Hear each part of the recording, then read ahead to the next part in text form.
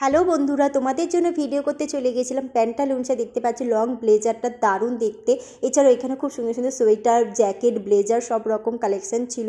তো আমি অলরেডি এইটার ভিডিও আমি আপলোড করে দিয়েছি, যদি দেখে না থাকো তো তোমরা চেক আউট করে নাও। আর দেখতেই পাচ্ছ, যেহেতু আমি ভিডিও করছি আর আমার ছেলে একটু দুষ্টুমি করে নিল, আর আমার তো এই ব্লেজারটা পরার পর খুলতে ইচ্ছা করছে না। আমার ভীষণ ভালো লেগেছে। তোমাদের কেমন লাগছে কমেন্ট করে জানিও।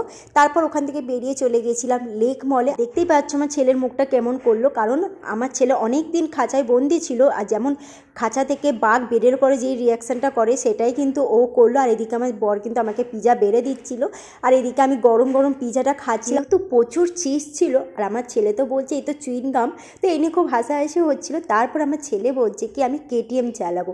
তো আমি যে কেটিএম তুমি জানলে কী করে? এখনকার বাচ্চারা তো অ্যাডভান্স, ওদেরকে তো আর কিছুই শেখাতে হয় না। তো দেখতে পাচ্ছ কত স্টাইল দিয়ে আমার ছেলে কিন্তু বাইকটা চালাচ্ছে। আজকের মতো মিনি ব্লগটা এখানে, নেক্সট ব্লগে দেখা যাবে।